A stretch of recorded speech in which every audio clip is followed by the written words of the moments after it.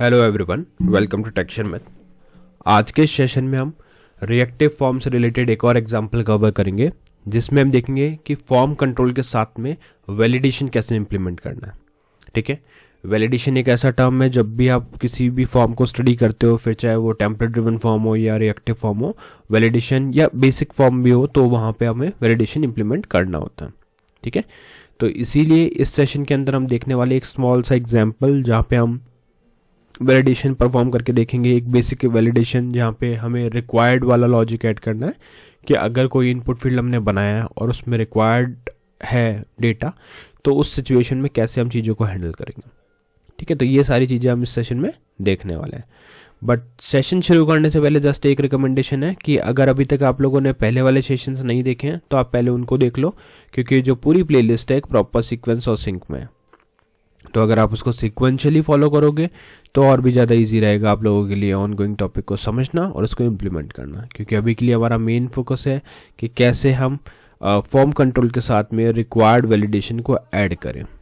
ठीक है, बट उससे पहले पता होना चाहिए रिएक्टिव फॉर्म क्या होता है, वैलिडेशंस क्या होते हैं, या बेसिक चीज़ें जो भी हमने थ्योरेटिकल अभी तक कवर किए वो आपको एक बार आइडिया होना चाहिए। अगर आपको वो आइडिया है तो बहुत ईजी वे में आप ये चीज़ें समझ पाओगे। और सीक्वेंशियल कंटेंट के लिए आप लोग टेक्शन में डिजिटल कोर्स बुक को रेफर कर सकते हो, जो फ्रीली अवेलेबल है डिस्क्रिप्शन बॉक्स में। वहाँ पे आपको 3000 प्लस फ्री रिसोर्सेज मिल जाएंगे, जिन्हें वॉक थ्रू कर सकते हो आप हिंदी और इंग्लिश दोनों लैंग्वेजेस के अंदर, और कम्प्लीटली फ्री है। ठीक है, तो अभी हम सेशन स्टार्ट करते हैं। करंटली मैं हूँ app.component.html फाइल के ऊपर, जहाँ पे हमने दो हेडिंग मेंशन की हुई है। पहली हेडिंग है हमारी Angular course by texture math, और दूसरी हेडिंग है reactive form in Angular for form control with required validation.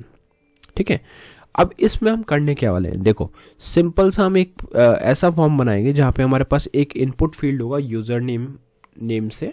ठीक है, उस यूजर नेम फील्ड के अंदर हमें ऐसा लॉजिक लिखना है कि अगर यूजर उसको ब्लैंक रखता है तो उस सिचुएशन में वो हमें आउटपुट दिखाए, एरर दिखाए, नेम इज रिक्वायर्ड। और अगर ब्लैंक नहीं है तो जो भी आउटपुट आ रहा है वो हमें वहाँ पे शो हो जाए। ठीक है, तो कुछ इस तरह का लॉजिक हमें ऐड करना है, but in terms of reactive form, क्योंकि टेम्पलेट ड्रिवन फॉर्म में तो हमने ये सब चीज़ें करके देखी थी, राइट। अभी हम बात कर रहे हैं रिएक्टिव फॉर्म की, कि रिएक्टिव फॉर्म में ये कैसे ऐड होगा। और आपको पता है रिएक्टिव फॉर्म में जो भी मोस्टली लॉजिक आता है वो हमारा कहाँ पे आता है, वो आता है अपने component.ts फाइल के अंदर। और टेम्पलेट में यानी HTML में खाली बेसिक जो भी हमारे को UI रिलेटेड पोर्शन रखना होता है वो हम इसके अंदर रखते हैं। ठीक है, तो अभी स्टार्ट करते हैं। देखो यहाँ पे हमारे पास दो हेडिंग्स लिखी हुई हैं। इन हेडिंग्स के बाद में दो हॉरिजॉन्टल रोज ऐड कर लेते हैं, जो हमारे इस फॉर्म को सेपरेट करेगी, एक प्रॉपर लुक देगी ब्राउजर के ऊपर। ये मैंडेटरी नहीं है, बट अच्छा लगेगा डिज़ाइन अगर आपने ये ऐड किया तो। उसके बाद में हम एक फॉर्म ऐड करेंगे, और इस फॉर्म के अंदर हम लिखेंगे अपना पूरा लॉजिक। ठीक है, तो सबसे पहले तो एक लेबल डाल देते हैं, और इस लेबल के अंदर हम लिखेंगे अपना यूज़र नेम। अगर आप चाहो तो यहाँ पे भी एक डिस्क्रिप्शन दे सकते हो कि this should not be blank, but validation डाला तो इसको स्किप भी करोगे तो भी चलेगा, क्योंकि जैसे ही कुछ वैलिडेशन फेल होगा तो वहाँ पे वो एरर ऑटोमेटिकली दिखाने वाला है। ठीक है, तो हमने डाल दिया लेबल, यूज़र नेम और कॉलन। ये तो हो गया हमारा लेबल। अब इस लेबल के बाद में हमें क्या करना है, यहाँ पे एक इनपुट फील्ड को ऐड करना है। ठीक है, तो इनपुट फील्ड डालते हैं, और इस इनपुट फील्ड में हम इसका टाइप डिफाइन करेंगे। तो ये हो गया हमारा टाइप में आ जाएगा टेक्स्ट। टेक्स्ट के बाद में आप यहाँ पे एक फॉर्म कंट्रोल हमें पता है यूज़ करते हैं हम, तो फॉर्म कंट्रोल। ठीक है, और इसको असाइन करेंगे अपने यूज़र नेम के वेरिएबल से, जो अभी डिफाइंड नहीं है। ठीक है, इसलिए एरर दिखा रहा है, क्योंकि अभी तक हमने फॉर्म कंट्रोल और ये वेरिएबल बनाया नहीं है। बट डोंट वरी, वो अपन डिफाइन कर देते हैं अभी। तो इसको डिफाइन करने के लिए हमें चलना पड़ेगा app.component.ts फाइल पे। ठीक है, अब यहाँ पे जो आपको सिंपली एक वेरिएबल डिफाइन करना होता है, तो क्लास को करेंगे एक्सपेंड, और यहाँ लिखेंगे यूज़र नेम। ठीक है, इक्वल, और यहाँ पे आ जाएगा आपका फॉर्म कंट्रोल। ठीक है, और इससे पहले आपको लिखना पड़ेगा यहाँ पे न्यू ऑफ फॉर्म कंट्रोल। ठीक है, और इसको कर देते हैं यहाँ पे सेव। तो क्या ये इश्यू रिजॉल्व हुआ? देखो app.component.html तो अभी भी ये इश्यू दिखा रहा है। क्यों? क्योंकि अभी तक हमने रिएक्टिव फॉर्म्स मॉड्यूल नहीं ऐड किया, वो सबसे इंपॉर्टेंट है ना। तो ये दो चीज़ तो आपको रखना ही पड़ेगा हर रिएक्टिव फॉर्म के अंदर। तो उसके लिए आपको यहाँ पे लिखना पड़ेगा रिएक्टिव फॉर्म्स मॉड्यूल। जैसे ही आप ये ऐड करोगे ऑटोमेटिकली वहाँ से एरर चला गया। ठीक है, तो मैंडेटरी चीज़ समझ में आई, एक तो रिएक्टिव फॉर्म मॉड्यूल और एक फॉर्म कंट्रोल, ये दो चीज़ें आपको इसमें रखनी पड़ेगी, तभी आप रिएक्टिव फॉर्म को बिल्ड कर पाओगे। ठीक है, अभी नेक्स्ट क्या करना है, नेक्स्ट हमें यहाँ पे एक चीज़ ऐड करनी है जो है वैलिडेटर। वही वैलिडेटर हमें हेल्प करेगा ये आइडेंटिफाई करने में कि हमारा जो वैलिडेशन है वो फुलफिल हुआ या नहीं। तो वो कैसे करेंगे, देखो बाय डिफ़ॉल्ट वैल्यू जो भी आपको रखनी है, जैसे मेरे को ब्लैंक रखना है तो मैं ब्लैंक रखूँगा, कॉमा देंगे और यहाँ पे लिखेंगे वैलिडेटर, वैलिडेटर्स डॉट।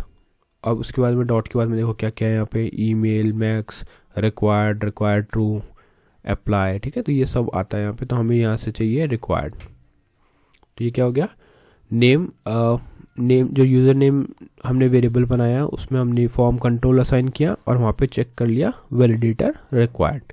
तो जब भी ये रिक्वायर्ड वैलिडेशन फुलफिल नहीं होगा तो वो एरर वाले लॉजिक पे चला जाएगा, अदरवाइज वो एरर नहीं देगा। अब ये वेरीफाई कैसे करेंगे, देखो यहाँ पे हमने एक इनपुट फील्ड डाल दिया। अभी एक बार इस एप्लीकेशन को रन करते हैं, तो ng serve --- open, enter. Enter करने के कुछ सेकंड्स बाद आपको यहाँ पे एक ब्राउज़र पे आउटपुट दिखेगा और उस आउटपुट को हम वेरीफाई करेंगे। तो ये देखो पहला क्या आ गया, एंगुलर कोर्स बाय टेक्सचर में, तो reactive form in angular, form control with required validation, एक हॉरिजॉन्टल रो है, यूजर नेम फील्ड है, एक इनपुट फील्ड है। ठीक है, बट यहाँ पे अभी कुछ भी ऐसा हमें एरर नहीं दिख रहा है। अब क्या करेंगे, इसके बाद में यहाँ पे हम जाकर सिंपली एक पैराग्राफ ऐड करेंगे इस इनपुट फील्ड के बाद में, ये पैराग्राफ। अब ये पैराग्राफ क्या करेगा, देखो इस पैराग्राफ में हम चेक करेंगे *ngf, उससे पहले उसको इंपोर्ट करना है। तो यहाँ पे जाएंगे और इधर जाके रिएक्टिव फॉर्म्स वाले मतलब इस इंपोर्ट एरे में लिख देंगे ngf। ठीक है, फिर app.component.html में आएंगे, पैराग्राफ में लिखेंगे *ngf। ठीक है, और इसमें लिखेंगे नेम यानी user name dot invalid, user name dot invalid. अगर ये इनवैलिड है तो उस सिचुएशन में हमें एक मैसेज डालना है user name is required, that's it. ठीक है, इतना करके इसको सेव कर दो, रिफ्रेश करो। देखो अब ये ब्लैंक है तो ऑटोमेटिकली हमें मैसेज क्या मिल रहा है, यूजर नेम इज रिक्वायर्ड। अब जैसे ही यहाँ पे मैं कुछ की इन करूँगा तो ये ऑटोमेटिकली रिमूव हो जाएगा। तो ये वैलिडेशन किसके थ्रू हुआ, हमारे वैलिडेटर के थ्रू। तो जैसे ही वैलिडेटर में आप चीज़ों को ऐड करते जाओगे उस अकॉर्डिंग वो उस मैसेज को हटा दिया। इन केस अगर मैं इसको ब्लैंक करता हूँ तो ब्लैंक करने के केस में यूजर नेम इज रिक्वायर्ड हमारे पास ऑटोमेटिकली आ जाएगा। ठीक है, तो स्टेप्स क्लियर हुए। स्टेप्स क्या थे, सिंपल एक फॉर्म क्रिएट किया। फॉर्म क्रिएट करने के लिए दो इंपॉर्टेंट चीज़ें जो हमें हमेशा डिफाइन करनी होती है, एक है हमारे पास रिएक्टिव फॉर्म मॉड्यूल जिसे इंपोर्ट करना है, दूसरा इंपॉर्टेंट था फॉर्म कंट्रोल, और इस एग्जाम्पल के लिए हमें वैलिडेटर्स की भी नीड है। ठीक है, तो आप देख रहे हो वैलिडेटर्स को भी यहाँ पे इंपोर्ट करना पड़ेगा। तो ये तीनों चीज़ें सबसे पहले इंपोर्ट होनी चाहिए, तभी आप ये वाला एग्जाम्पल इम्प्लीमेंट कर पाओगे। एक बार ये तीनों चीज़ें इंपोर्ट हो गई, उसके बाद में सिंपली आपको एक वेरिएबल बनाना है, उस वेरिएबल में वैलिडेटर्स को ऐड करना है और यहाँ पे जाके आपको इसका जो भी डिज़ाइन करना है, जैसे फॉर्म अगर आपको यहाँ पे प्लेस होल्डर देना था तो आप प्लेस होल्डर भी दे सकते हो, और लेबल देना था तो लेबल जैसे हमने दिया है ना, अदरवाइज आप प्लेस होल्डर भी यहाँ पे डाल सकते थे। उसके बाद में एक पैराग्राफ बनाया, ये पैराग्राफ हमें बता रहा है कि अगर यूजर नेम डॉट इनवैलिड है। अब ये इनवैलिड क्यों हुआ, क्योंकि हमने वैलिडेटर डाला, वैलिडेटर ने चेक किया और ये पता करा कि ये इनवैलिड है, तो ये ट्रू हो गया।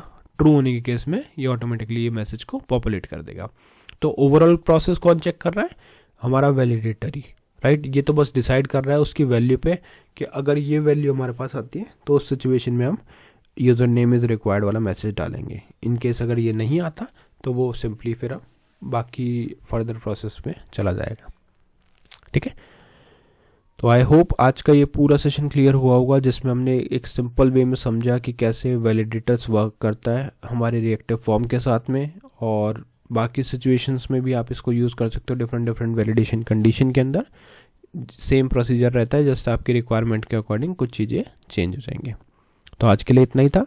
नेक्स्ट सेशन में हम बाकी टॉपिक डिस्कस करेंगे। So thank you for watching Tection with.